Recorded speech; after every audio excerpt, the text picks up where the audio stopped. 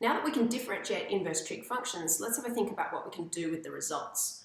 We already know that we can use it to find the gradient and the equation of any tangent to any of those trig curves. So that's quite helpful, but I want to give you an example of how we can use it to curve sketch a more difficult function and how we can use it to prove particular identities. So let's start with proving an identity that we've already seen before using calculus. Now we've proved this geometrically and algebraically in year 11. I'm going to start with a brief revision of that, and then we can look at a third way that we can prove the same identity using the calculus that we've just learned. So geometrically, we could say, look, we've got one angle plus another angle here, and they add to 90 degrees. So I could draw a right angle triangle, and I could label the two angles in it, alpha and beta, and we could let alpha equal one of these angles, and let beta equal the other one. And it makes sense then that we could say if alpha is the inverse sine of x, then the sine of alpha must equal x, and similarly the cos of beta must equal x. Now that means that the sine of alpha, if it's x, we have opposite over hypotenuse. Let's let this equal x and this equal 1. We could then come up with an expression for this side, not that we need it just yet.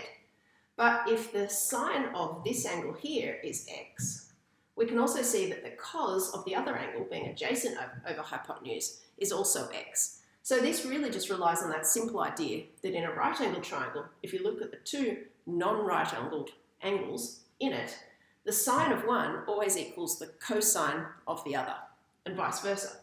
So that's a geometric explanation. We could also take an algebraic explanation and say, if we're proving this identity, then couldn't we take the cosine or the sine of both sides here and prove that? So in other words, we could prove, let's pick one, I'm going to pick cos, that the cos of this needs to equal the cos of the other side.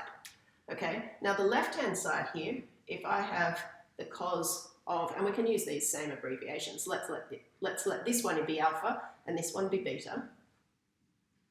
Now if I take the cos of two angles added together, then that gives me the cos of alpha times the cos of beta minus the sine of alpha times the sine of beta.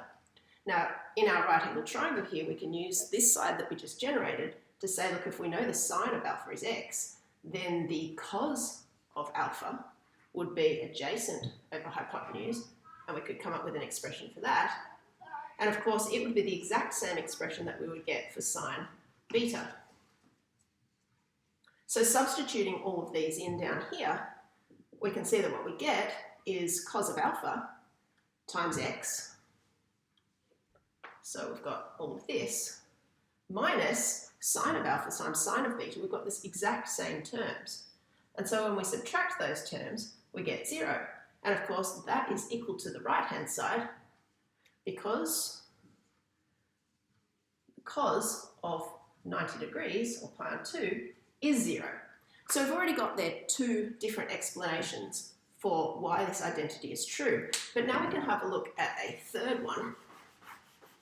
So we can say, if we differentiate the left-hand side, what we get is the derivative of the inverse sine of x plus the inverse cos of x. And we know now that that is 1 over the square root of 1 minus x squared plus negative 1 over the same thing. And so that gives us 0. Now, how does this prove anything? Well, if we've differentiated and we've got a result of 0, that means that whatever expression was differentiated must have been a constant. So we can say there, let's take that expression that we differentiated and let it equal c, where c is a constant. Now we should be able to sub any value of x into this and let it be true. So take a really simple value of x like 0 and sub it in. Now the inverse sine of 0 is 0. The inverse cos of 0 is pi on 2, because the cos of pi on 2 is 0. So if we know that c is pi on 2, then we can rewrite this line, but instead of writing c, we can put pi on 2, and we have proved this identity. Now let's look at how we can use calculus when we're sketching a tricky curve.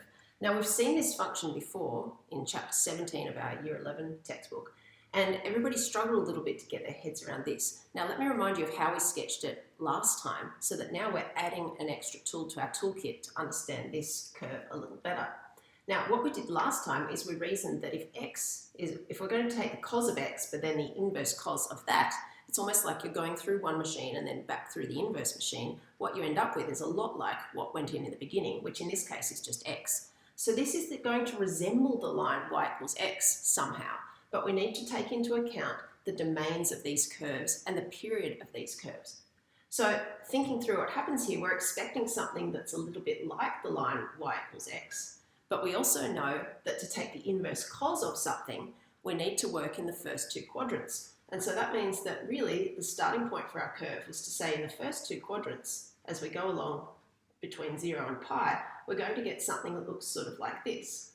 And then to reason what happened after that, we said this thing is going to have a period of 2 pi, and the reason for that is that the cos curve has a period of 2 pi and it keeps on repeating. So if we're taking the inverse cos of that, we reasoned that as we get along to 2 pi, we're going to have the same thing happening again. It's going to go up something like this. And then a little bit of experimentation is what we used to find out what happened in between. And we ended up noting that the line came down like this, and we had something like a sawtooth sort of shape, something along those lines. Now, another tool that we have in our toolkit here is to say, let's just do a simple table of values, because that's another good way to get started. So if we just take some key points here and think about what happens, 3 pi on 2, let's have 2 pi, and so on, we can see that just subbing this in and using our calculator, we get 0, we get pi of 2, we get pi. It seems to be going up like the line y equals x, but then it comes back down again, pi on 2 and 0, and so on and so forth. So this is a good way to get started, a simple table of values. But how can we use calculus after that? Well, if we didn't know the shape here, and all we had was a bunch of dots, and we hadn't reasoned about it resembling the line y equals x, and we're feeling a little bit stuck, then what we'd have at this point is we would have a bunch of dots generated by our nice little table of values there. And what we would be wondering is, what is the shape in between? So we could look at concavity, sure, but we could actually just look at what the gradient of the curve is. Now, to find the gradient of the curve, we want to differentiate the function. So differentiating here, noting down on the side that we have here the inverse cos of some function of x. Our function of x is actually just the cos x part, and this is what we want to throw into our standard forms, I suppose, that are on your reference sheet. And if f of x is cos x, then f dash x will be negative sine x, won't it? So here we can say now that we have negative sine x, and those two negatives will undo each other, so we sort of don't need to write them, we'll just sort them through, over the square root of 1 minus our function of x squared. So we have cos squared x. Now we can rewrite that and say this is now sine x over the square root of sine squared x. Now it's tempting to take the square root of this squared sine x and say it's sine x over sine x, and that's 1. It's tempting to do that, but I'm not going to do it. Instead, let's just have a think about what this means. If we take sine x, whatever that is, and we square it, but then we take the square root of that, we always end up with something that's positive. So this part on the bottom is always going to be positive, no matter what. But is sine x always positive? No, it has a period of 2 pi, and it's positive in the first and the second quadrants, but it's negative in the third and the fourth quadrants. So a better thing to do here is actually just say, when sine x is positive, dy dx is going to be sine x, which is positive, over a positive sine x. It's going to be equal 1. But when sine x is negative, think about what's going to happen.